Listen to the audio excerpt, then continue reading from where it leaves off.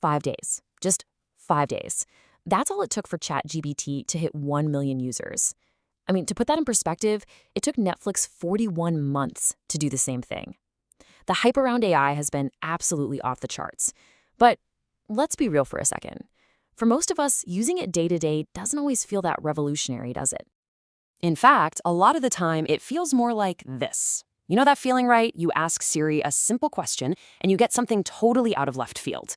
And pretty soon you find yourself talking like a robot, chopping up your sentences, dropping the please and thank yous, just hoping the machine will finally get what you mean.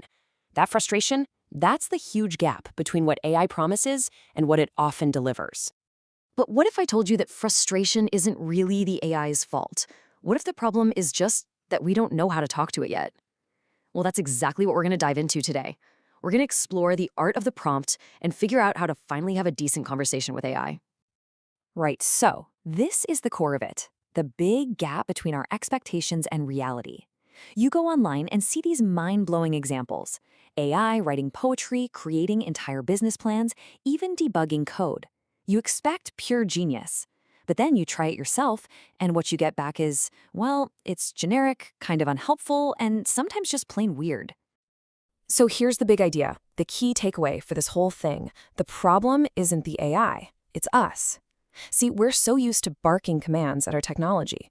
But these new AI models, these large language models, they aren't built for commands. They're built for conversation. And that brings us to the one skill that really unlocks all of AI's potential, the art of the prompt. This is the secret sauce. It's the key to closing that gap between the amazing thing you have in your head and the kind of meh thing the AI gives you back. Okay, so the fancy term for this is prompt engineering, but please don't let that word engineering scare you off. It's much better to think of it like a recipe. You're not writing code, you're just learning how to mix the right conversational ingredients together to help the AI cook up exactly what you want. So, let's get practical. Our first technique is all about iteration. You know, the biggest mistake most of us make is thinking we're going to get the perfect answer on the very first try. That almost never happens. You got to think of it more like a back and forth, a collaboration where you guide the AI to the right answer. Let's walk through an example. Say you're an author and you're just starting a new story. You fire up ChatGPT and give it this prompt. It's fine. It's a decent start, but it's also super vague, leaving a ton of room for the AI to just guess. And so what does the AI do? It goes for the most obvious cliché it can find. Of course Farida is a detective. It's not wrong exactly, but it's totally generic, it's a stereotype, and it's probably not what you were hoping for. Now here's the magic. You don't have to scrap everything and start over. You just talk back. Just like you would with a person. You give simple feedback. Nope, not a detective. What else you got?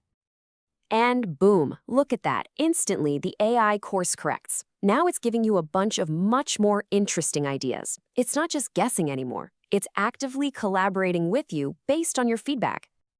And you can just keep this conversation going. You pick the idea you like best and ask the AI to dig deeper, to add more layers, to make the character more complex and realistic. Every single step gets you closer to something truly original. And check out the final result. We went from a boring generic detective to this complex, haunted businesswoman who might even have a motive for the murder. This amazing character wasn't created in one shot. It was sculpted piece by piece through a simple conversation. So here's your quick and dirty toolkit for iteration. It's really simple. Tell it what you like and what you don't. Ask it for different versions. Make it explain its reasoning. And, of course, the easy ones, make it longer or shorter. That's it. Okay, now for our second technique, and this one is my personal favorite, role-playing. This is where you actually tell the AI who to be before you even ask your question. You give it a persona to adopt. I mean, just look at the difference here. It is night and day. Ask for a dark, haunted forest, and you'll get something pretty bland. But tell the AI to act as J.R.R. Tolkien. Now you're giving it a whole universe of context, a specific voice, a tone, a style to draw from. The results are just worlds apart. And it can get incredibly specific. Here, someone asked the AI to act as Gollum from Lord of the Rings. And look, it doesn't just nail the way he talks, it even adds his actions in brackets. It completely commits to the role. It's so powerful. And honestly, it's just a ton of fun. And the possibilities here are seriously endless. You can ask it to be your personal Spanish teacher who patiently corrects your grammar, or a newspaper editor who gives you feedback on your writing. You can even tell it to act like a Linux terminal, where it only gives you back lines of code. So, what's the big takeaway from all this? Well, mastering these two simple techniques, iteration and role playing, is way more than just a cool party trick. This is your new AI superpower. You know, the author of our source material puts it perfectly. The goal here isn't to force us to become more robotic just to talk to a machine.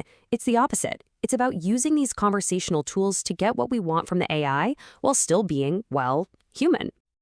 Ultimately, it really all boils down to this. The quality of the answer you get from an AI depends entirely on the quality of the question you ask. You're not just a user typing in commands anymore. You're the director of a conversation.